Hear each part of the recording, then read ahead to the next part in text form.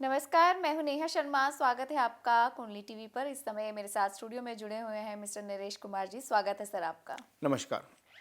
Sir 2024 की शुरुआत और साथ ही साथ राशियों की बात, क्योंकि हर राशि वाला व्यक्ति यही जानना चाहता है कि मेरे लिए 2024 क्या कुछ लेकर आए हैं।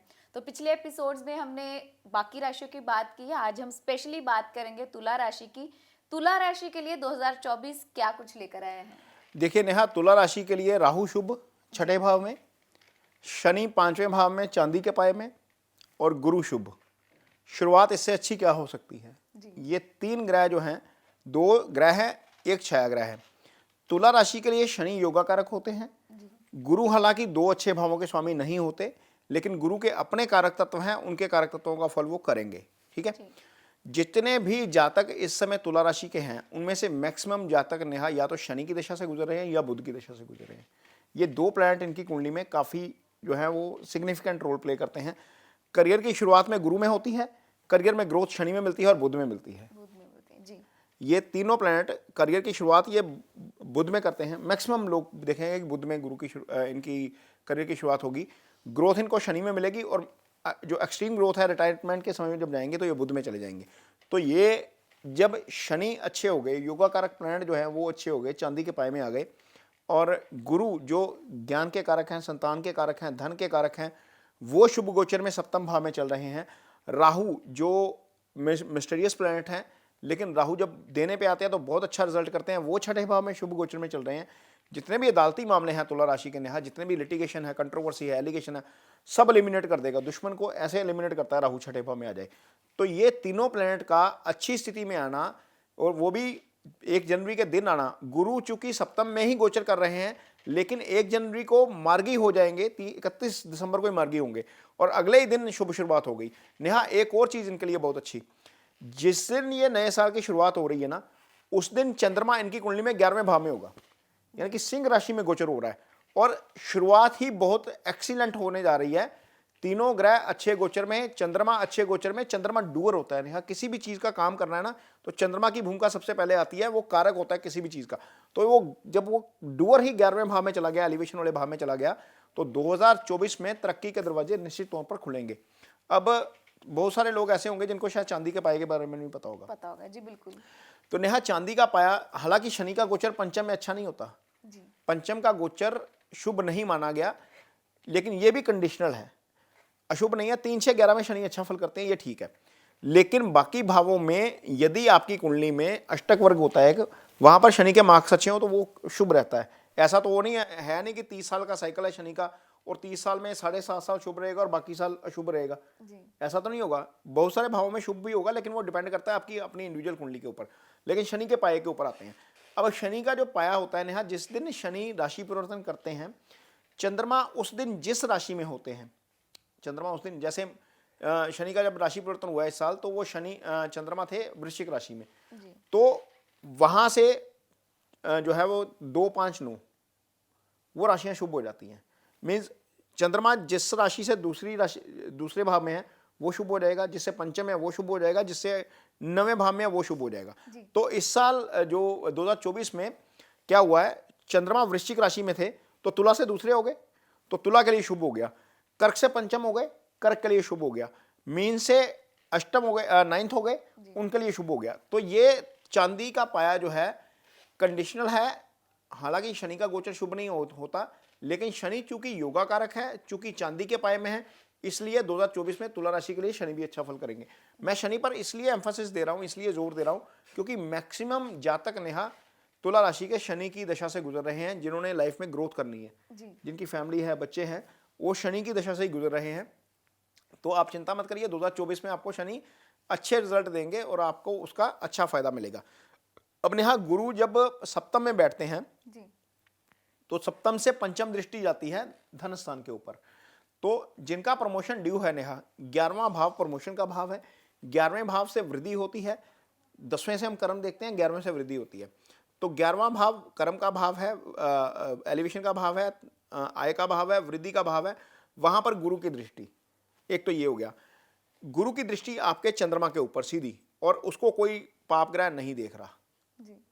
शनि नहीं देख रहे, पंचम बैठे हैं, राहु केतु नहीं देख रहे, तीन मेजर प्लैनेट आ गए। अब सूर्य और मंगल अशुभ रह गए, जो अशुभ प्लैनेट होते हैं उनकी दृष्टि वो जो है वो जब वो चलेंगे, क्योंकि मंगल 45 दिन बाद चलता है और सूर्य 30 दिन बाद राशि बदलता है, तो वो डिपेंड करेगा, बीच बीच में लगन के ऊपर दृष्टि आएगी। अदरवाइज ये पॉजिटिव रहेंगे, 30 अप्रैल तक तो पॉजिटिव रहेंगे नेहा, उसके बाद गुरु की राशि बदल जाएगी, लेकिन इसके बावजूद इनको पॉजिटिविटी बहुत रहेगी, क्योंकि केंद्रीय प्रभाव जो है ना, जो केंद्रीय प्रभाव होता है कुंडली का, पहला, चौथा, सातवां, 10वां भाव, वो पॉजिटिव हो जाएगा।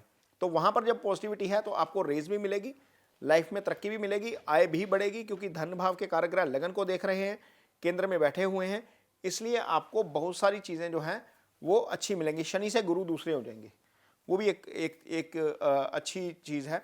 तो ये धन के लिहाज से, आय के लिहाज से, आपकी प्रमोशन के लिहाज से, आपके कारोबार में वृद्धि के लिहाज से समय नेहा तुला राशि के लिए बहुत अच्छा रहने वाला है। 2024 जो है वो बम्पर शुरुआत होगी इनकी। आगे जब हम शनि के फल की बात करेंगे या हम पंचम के फल की बात करेंगे, तो पंचम के फल भी अच्छे रहेंगे, शनि के फल भी अच्छे रहेंगे। और यदि मैंने जैसे बोला है कि छठे भाव में शनि है, राहु हैं, तो छठे भाव में राहु का मतलब है कि कोर्ट कचहरी वाले मामले जो हैं वो सारे वो निपटेंगे। यदि कोई लिटिगेशन चल रही है, कोई अदालती मामला चल रहा है, तो वो भी निपटेगा। और पंचम में चूंकि शनि गोचर कर रहे हैं, तो वो भाव भी मजबूत हो जाएगा, तो उससे भी मजबूती मिलेगी। और शनि की दृष्टि भी रहेगी वैसे आय भाव के ऊपर। तो ऐसा हो सकता है नेहा कि कुछ कुछ बीच में अपने जो आपके भाई बंधु हैं उनसे थोड़ा सा मनमुटाव हो, ये स्थिति बन सकती है, लेकिन उस स्थिति से भी गुरु जो है वो निकालेंगे, क्योंकि गुरु की दृष्टि छोटे भाई वाले भाव तीसरे भाव पर भी है, बड़े भाई वाले भाव 11वें भाव के ऊपर भी है। शनि की दृष्टि जरूर जा रही है, लेकिन गुरु की दृष्टि भी जा रही है, तो वो बैलेंस हो जाएगा और ये चीज़ें इनके लिए लाइफ में अच्छी रहेंगी। काम डिटर्मिनेशन के साथ करेंगे, पूरी कमिटमेंट के साथ लेंगे, कोई भी फैसला लेंगे तो वो चीज़ अच्छी रहेगी लाइफ में। जी, तो सर अगर बात करें युवाओं की, तो युवाओं के लिए समय कैसा रहेगा? नेहा, जितने भी युवा हैं इस समय तुला राशि के, वो गुरु की दशा में से गुजरे होंगे, या मंगल या गुरु, इनको स्टडी करनी है ना, वो मंगल या गुरु की दशा से ही गुजर रहे हैं, या करियर की शुरुआत है जिनकी, वो भी गुरु की दशा से ही है। अब गुरु कहाँ आ गए? सप्तम में। सप्तम में आकर गुरु ने सप्तम को एक्टिवेट कर दिया। जिनकी शादी नहीं हो रही नेहा, उनकी शादी हो सकती है। पहले 4 महीने तो योग बन गया, क्योंकि गुरु उस भाव में आकर बैठ गए जो शादी का भाव है। खासतौर पर लड़कियां नेहा, जिनकी शादी रुकी हुई है, उनकी शादी हो सकती है। तुला राशि के जितने भी जातक हैं, सप्तम में गुरु बैठ गए यहाँ आके, तो वो शादी करवा सकते हैं वहाँ पर। नेहा, जो सिंगल हैं वहाँ पर शनि बैठे हुए हैं अपनी राशि में, अपनी मूल त्रिकोण राशि में, उस भाव को मजबूती दे दी, तो जो सिंगल हैं उनको भी कोई ना कोई लाइफ में पार्टनर मिलेगा इस साल में। तुला राशि के जातकों के लिए जो सिंगल हैं, यदि आपका किसी के प्रति भावना है तो आप एक्सप्रेस जरूर करिए, क्योंकि ये एक्टिवेशन जो है वो शनि ने भाव को जो मजबूती दी हुई है और वो चांदी के पाए में है, वो आपकी इच्छा जो है वो निश्चित तौर पर ज़रूर पूरी करेंगे।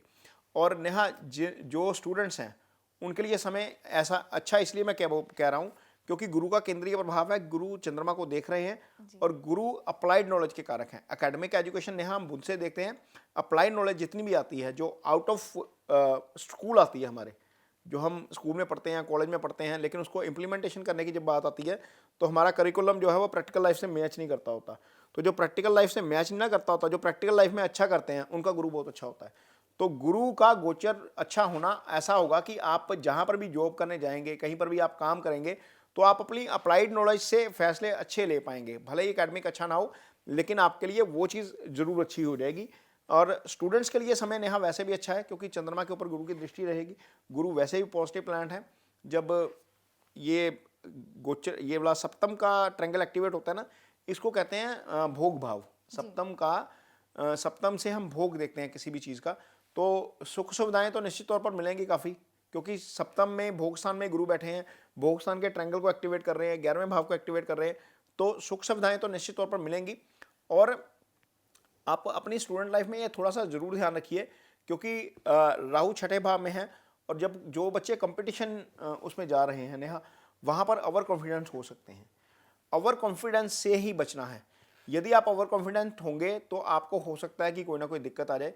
आपकी तैयारी भले ही पूरी हो, लेकिन उसके बावजूद आपने अपना 100% देना है, तभी आप उसमें सक्सीड करोगे। वैसे कंपटीशन हाउस में भी जब राहु बैठता है तो बहुत अच्छे रिजल्ट आते हैं। जी, तो सर अब बढ़ते हैं बुजुर्गों की तरफ, जो सीनियर सिटीजन हो चुके हैं, उनके लिए समय कैसा रहेगा? नेहा, जो तुला राशि है ना, उन उसके लिए बुध की मूल त्रिकोण राशि 12वें भाव में आती है। जी।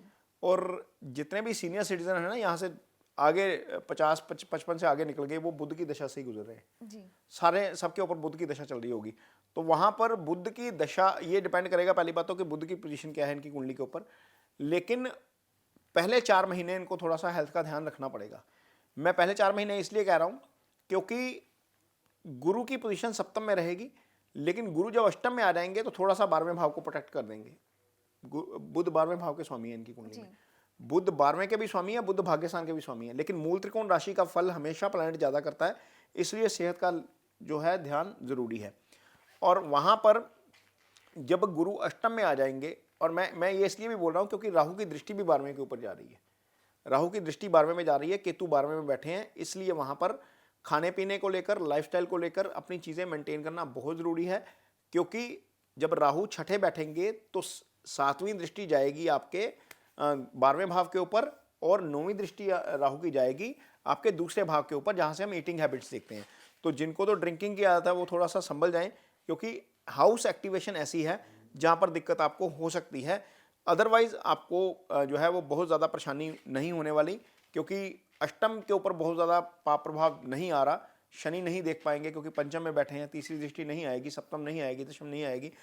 केतु देख पाएंगे सिर्फ, और मंगल और सूर्य बीच बीच में आएंगे, क्योंकि जैसे ही वो जैसे जैसे ट्रांजिट होगा वैसे वैसे सूर्य की दृष्टि नेहा आएगी। सूर्य की दृष्टि इनके लिए आएगी जब ये आपका अप्रैल के आसपास का समय होगा, क्योंकि 6 लगन की कुंडली बनाएंगे ना, तो अष्टम में गुरु आ जाएंगे 15 अप्रैल से 15 मई के बीच। तो वो समय ऐसा होगा जब ध्यान जो है वो सेहत को ज़्यादा ध्यान रखने की ज़रूरत पड़ेगी। जी। तो ये थी तुला राशि की बात। नेक्स्ट एपिसोड में अगली राशि की बात करेंगे। अगर आप अपनी राशि देखना चाहते हैं तो आप हमारे पेज कुंडली टीवी पर जाकर भी देख सकते हैं। धन्यवाद। नमस्कार।